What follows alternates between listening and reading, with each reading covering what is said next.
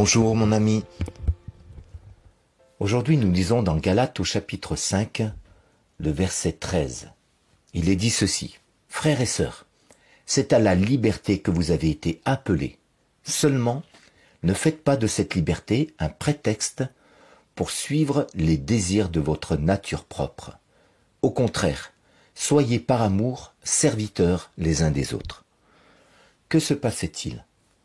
Dans le contexte de cette église, on découvre qu'il y avait des croyants issus du judaïsme qui s'étaient donc tournés vers Jésus-Christ, qui avaient reconnu qu'il était le Messie annoncé, qu'il était le Sauveur. Et il y avait également des croyants issus du paganisme, du monde non juif, qui eux avaient d'autres arrière-plans culturels et de foi. Ils ne connaissaient pas spécialement la loi de Moïse, les prophètes, mais ils avaient reçu la bonne nouvelle de l'Évangile et avaient cru au Seigneur Jésus, de la même manière que les Juifs. Tous sauvés par la même grâce, le même acte d'amour à la croix. La difficulté était que les Juifs pensaient être plus méritants par rapport aux non-Juifs. Eux avaient été circoncis selon le rituel de la loi de Moïse avant de reconnaître en Jésus le Messie et leur Sauveur. Et ils estimaient qu'il fallait que les non-Juifs soient aussi circoncis, même si ils avaient cru dans le salut que Dieu nous avait donné en Jésus-Christ, même s'ils avaient manifesté la foi dans l'Évangile, la bonne nouvelle.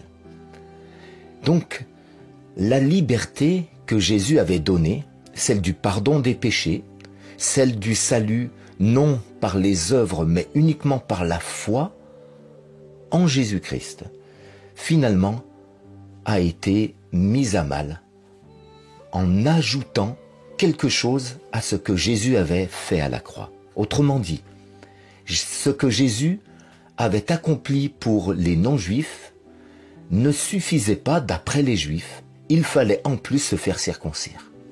Et c'était ça, vivre selon les désirs de votre propre nature. C'est finalement essayer d'obtenir une grâce de la part de Dieu en ajoutant par nous-mêmes quelque chose qui manquerait à l'œuvre de Dieu. Or, tout était pleinement accompli pour les Juifs et les non-Juifs. Et donc ce conflit, finalement, relevait, quand on lit le contexte, d'un manque d'amour des Juifs vers les non-Juifs. Puisqu'il est dit, au contraire, soyez par amour serviteurs les uns des autres. Et il continue le verset 14 en disant, toute la loi est accomplie dans cette parole, tu aimeras ton prochain comme toi-même. Et il continue encore en disant au verset 15, mais si vous vous mordez et vous vous dévorez les uns les autres, attention, vous finirez par vous détruire les uns les autres. Donc, c'était uniquement par manque d'amour qu'il désirait que les non-juifs soient eux aussi circoncis.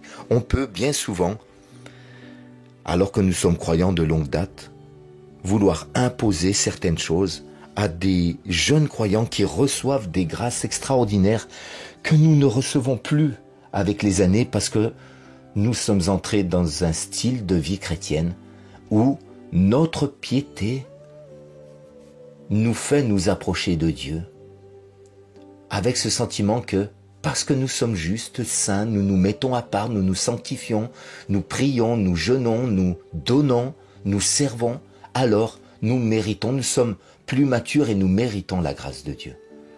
C'est faux. Dieu en donne autant à l'ouvrier de la première heure qu'à l'ouvrier de la dernière heure. Le même salaire. L'un avait travaillé 10 heures, l'autre avait travaillé peut-être 10 minutes. Et c'était le même salaire, la même grâce. Ça nous étonne. Mais ça, c'est l'économie du royaume de Dieu. Il nous aime tous de la même manière. Nous n'avons rien à ajouter, à imposer à qui que ce soit.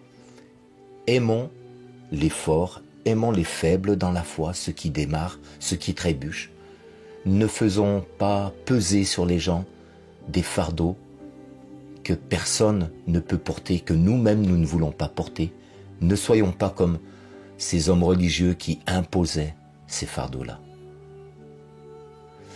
Mon ami, restons simples, gardons notre cœur rempli d'amour et servons Dieu de la même manière que nous servons les hommes, avec simplicité de cœur et amour. Voilà, j'espère que ce message t'a encouragé.